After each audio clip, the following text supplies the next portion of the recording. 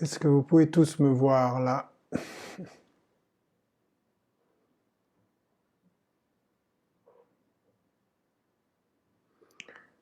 Je salue les gens d'Instagram qui sont là déjà. Alhamdulillah.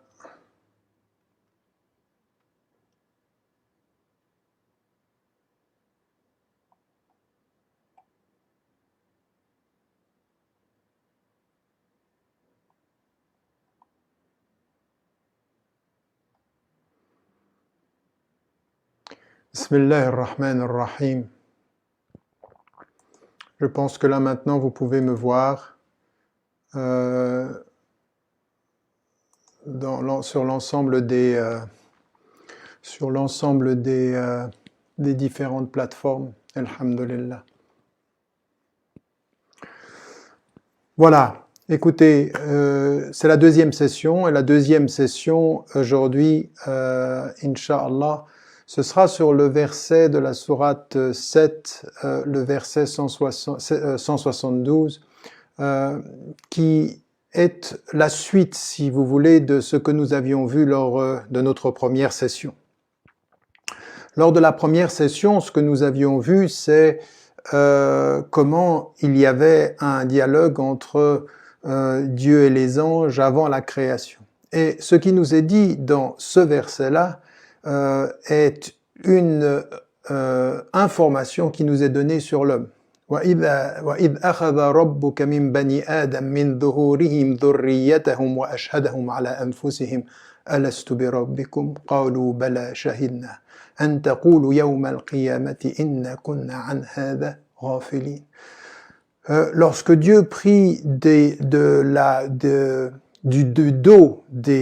descendance d'Adam, l'ensemble de la descendance d'Adam, et il les fit témoigner contre eux-mêmes. Ne suis-je pas votre Seigneur? Et ils dirent, certes nous en témoignons. Et Dieu de dire, pour que vous ne disiez pas, le jour du jugement, le jour de la résurrection, nous n'étions pas au courant, nous ne savions pas, nous n'étions pas conscients de cela. Ce verset a été vraiment l'objet de commentaires de pratiquement tous les grands savants, de toutes les traditions, mais également de tous les courants. Vous pouvez les trouver chez les plus littéralistes, comme chez les plus réformistes, comme dans la tradition soufie, comme chez les philosophes, ceux qui se sont occupés de plutôt une réflexion philosophico-théologique, ceux qui se sont occupés d'une réflexion plutôt mystique, et ceux qui se sont aussi intéressés au droit et à la jurisprudence. Ce que nous dit ce verset est fondamental. Ce que nous avions dit la dernière fois, d'ailleurs, souvenez-vous, c'était que ce qui apparaissait de l'homme, c'est qu'il allait répandre sur la terre la corruption et répandre le sang. Ce qui nous est dit ici, donc, est une perspective totalement différente, sur deux plans. D'une part, ici, il s'agit de quelque chose qui est intérieur, qui est intime à l'homme. Autant là, c'était son expression publique, son expression dans la collectivité, dans la société, par rapport à l'environnement, par rapport à la création. Et là, nous avons quelque chose qui est bien différent, puisqu'il s'agit d'une information qui nous est donnée sur l'homme. Quand Dieu tira des reins d'Adam, de son dos, de ses reins, l'ensemble de sa descendance, et il les fit témoigner. Et il les fit témoigner, ne suis-je pas votre Seigneur? Et ils dirent, certes nous témoignons. Ce verset-là dit une chose qui est importante sur l'homme, sur la conception de l'homme. Autant on pouvait avoir une perception dans le premier verset dont j'ai fait le commentaire qui était plutôt négative sur ce que l'homme va faire dans le monde, autant ici c'est totalement différent.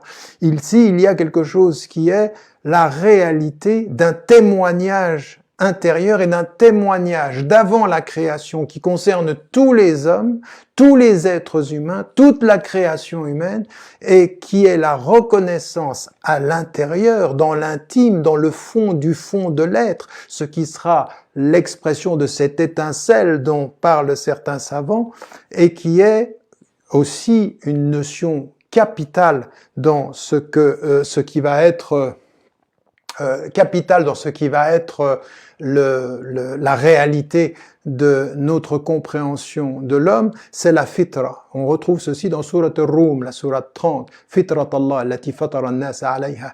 L'aspiration naturelle, la nature, l'expression, le mouvement naturel de l'homme, qui est ce par quoi Dieu a créé l'homme. Et là, il y a la tabdil li khalqillah. Il n'y a pas de transformation dans cette essence même de l'homme.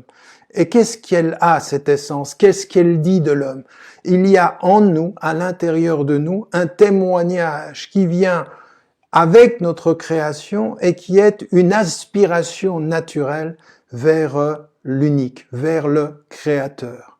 Pour que nous ne disions pas, le jour du jugement dernier, que nous ne savions pas. Il y a quelque chose qui est à l'intérieur de nous, et ce qui est à l'intérieur de nous, de ce point de vue, est fondamentalement cette aspiration vers l'unique. Donc, la réalité essentielle et existentielle dans l'être humain créé, de son rapport, de son lien, de son contrat, comme on va le voir, avec l'unique, la réalité de ce tawhid, de ce la ilaha illallah. Ce que l'on dit qui est l'objectif, l'espérance, la quête de ce cheminement vers l'unique est inscrit à l'intérieur de nous-mêmes. Ce vers quoi nous allons dans notre vie est ce que nous possédons à l'intérieur aux sources de la vie.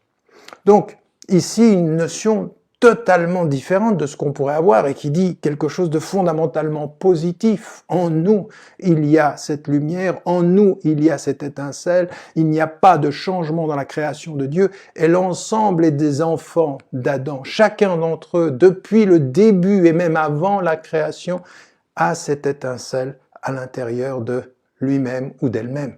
Les êtres humains ont cette étincelle à l'intérieur. Donc ici, un versant intime, fondamentalement positif. Autant nous sommes capables vers l'extérieur de répandre la corruption et le sang, autant nous devons vers l'intérieur être en quête de cette étincelle qui est essentielle à notre constitution. Et là, il faut en retirer 3 enseignements. Le premier enseignement, c'est effectivement ce retour à l'intérieur. Ce retour nécessaire à l'intérieur et qui est finalement une chose dont on doit dire qu'elle est consubstantielle à la vie. Autant la vie nous est donnée dans notre nature, autant l'étincelle est une quête qu'il va falloir, vis-à-vis de laquelle il va falloir s'engager dans un engagement qui est un engagement qui va demander de la lutte, qui va demander des efforts, qui va demander et qui va être accompagné de souffrances, de difficultés. Il n'est pas facile de revenir à cette étincelle essentielle. Pourquoi?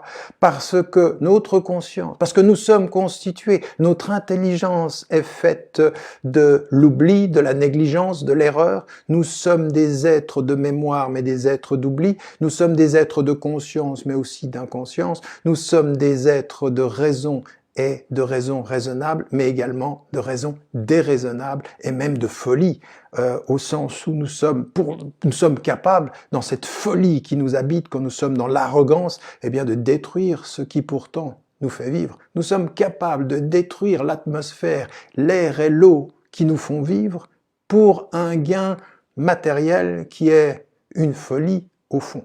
Et donc, il y a dans ce rapport au divin un rapport qui est, il a placé en nous cette étincelle depuis le début et l'homme a témoigné, shahidna. Et là, c'est une dimension qui va être un dépôt que Dieu a mis en chaque être. Et ce dépôt, il faut aller le chercher. Il faut être en quête de ce dépôt. Savoir qu'à l'origine de la création, il y a un mithaq, il y a un contrat entre l'homme et Dieu. Ce qui va être aussi déterminé par la dette qu'on lui doit. La dette que l'on doit à Dieu, c'est-à-dire la reconnaissance qu'il est en nous et que la reconnaissance qu'il a mis en nous le chemin qui mène à lui. En revenant à nous, nous allons vers lui. En revenant à notre être intime, dans cette lutte, dans cet effort, dans cette discipline, eh bien, il y a la reconnaissance de cette aspiration originelle. Donc, l'aspiration originelle, on ne la retrouve pas sans effort, on ne la retrouve pas sans cette quête, on ne la retrouve pas sans l'effort de la conscience qui, avec l'iman, va dire la shahada, c'est-à-dire le témoignage qui revient à ce témoignage essentiel où les enfants d'Adam ont dit Bala shahidna, certes nous avons témoigné. Et donc la shahada de la conscience est le chemin par lequel nous revenons à la shahada de l'essence première, celle qui nous a constitués. Donc ça demande un effort. Donc ça demande aussi une chose qui est tout à fait particulière. Autant nous avons dit qu'il faut dialoguer avec Dieu parce que Dieu parle et il faut qu'on lui réponde, eh bien autant il faut dialoguer avec nous-mêmes parce que l'étincelle nous parle, parce que l'étincelle nous appelle, et il faut lui répondre. Et il faut être en dialogue avec soi-même. Et c'est pour ça que l'on comprend, et c'est comme ça que l'on comprend mieux cette formule coranique qui dit « Wa'alamu inna Allah yahulu bayna al-mar'i wa qalbi » et sachez que Dieu se situe dans son travail entre l'homme et son cœur. Revenir à soi dans son cœur, c'est revenir vers Dieu dans son unicité et dans sa présence, dans le dialogue que l'on a avec lui-même, avec nous-mêmes, et ça veut dire dans le dialogue que l'on a bien sûr avec Dieu. Donc ici, nous sommes dans une perspective qui est une perspective essentielle, fondamentale dans cet engagement par rapport à la réalité de ce tawhid. La deuxième chose qu'il faut mettre en évidence, le deuxième enseignement, j'ai dit qu'il y en avait trois, le deuxième enseignement, c'est que autant nous sommes naturellement entraînés à ce qui est la surface de notre être, c'est-à-dire à ce qui est l'attrait de la vie, l'attrait de de ce qui nous entoure, de la vie, et dunya au sens large. Ça veut dire tout ce qui nous constitue, nos instincts, nos désirs, tout ça nous constitue fondamentalement. Autant la spiritualité va être ce cheminement qui va être de la maîtrise, du rapport qui va nous permettre de revenir aux choses essentielles qui nous constituent. Et donc, en fait, la foi est un dévoilement. C'est pour ceci que le kufr, en fait, est un voilement. C'est-à-dire que cette étincelle intérieure qui est là à l'origine, elle se voile. Et c'est pour ça que celui qui nie est celui dont le cœur est voilé, dont quelque chose qui est à l'intérieur ne lui est pas accessible. Il est en situation de se cacher à soi-même ou d'être voilé à soi-même ou de ne pas avoir fait ce travail qui est ce dévoilement. Donc vous le savez, dans la tradition mystique, le keshf, c'est-à-dire ce dévoilement avec Dieu, c'est aussi la question de la foi, un travail que l'on a d'enlever tout ce qui nous empêche d'être en relation ou en lien avec l'essence qui nous constitue. Donc, un travail qui est une quête, qui demande de la discipline, qui demande un travail sur soi, qui demande un dialogue personnel et qui demande de venir vers ce dévoilement, trouver l'étincelle qui nous constitue pour trouver Dieu qui nous a créés et qui nous attend. Trouver la source pour savoir vers quelle finalité on va, trouver l'origine pour connaître la destination, se trouver soi pour le trouver lui. Ça, c'est l'élément essentiel de ce mithaq, ce contrat que l'on a, ce contrat originel, et puis la nature qui nous a constitués et que nous devons retrouver. Donc vous voyez, autant nous avions vu que nous étions capables du pire et que les anges le savent, sur la terre nous allons pouvoir répandre la corruption et le sang, autant pour pouvoir ne pas être de ceux qui répandent le sang et qui répandent la mort et qui répandent la corruption, c'est d'abord à l'intérieur que les choses se passent. C'est-à-dire que autant nous sommes capables de répandre des ténèbres et l'obscurité, autant la lumière nous habite et il faut la chercher parce que à la recherche de sa lumière, eh bien, nous serons des êtres de lumière, et il est lumière, et il offre sa lumière à qui cherche sa lumière dans son intimité. Ce deuxième enseignement est très important pour nous parce que il nous donne de la force.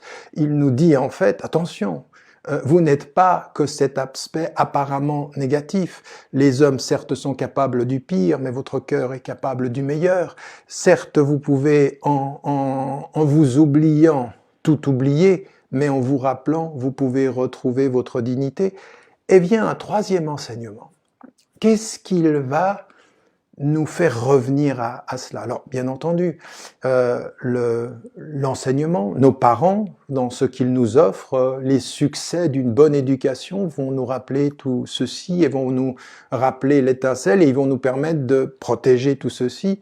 Donc, les parents sont les garants de ce dévoilement aussi, de cet enseignement aussi, qui permet cela dans la vie quotidienne des enfants et de leur éducation. Éduquer, c'est éduquer à dévoiler ce qui nous cache cette étincelle première, à y revenir. Et puis, il y a d'autres éléments, d'autres réalités qui sont tout à fait étonnantes. On a dans la tradition chrétienne une formule qui dit « les voies du Seigneur sont impénétrables ». Dans la tradition musulmane, c'est exactement la même chose. On ne sait pas par où Dieu ramène l'homme à l'étincelle.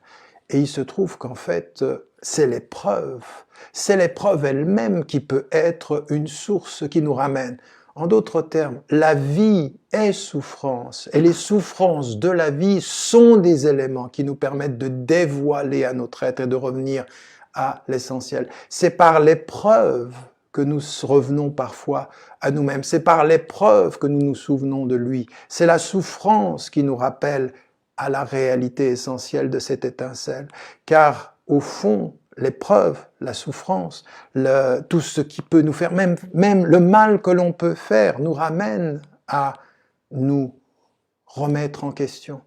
En d'autres termes, ce qui est tout à fait étonnant, c'est que l'un des éléments et l'une des conditions de notre élévation, c'est la conscience de sa faute, c'est la conscience de ses limites, c'est la conscience de ses faiblesses. Et à tous les hommes qui ne verraient que votre faiblesse, ils ne voient pas sans doute, ils ne voient pas peut-être que c'est le chemin de votre force, que le chemin de votre élévation.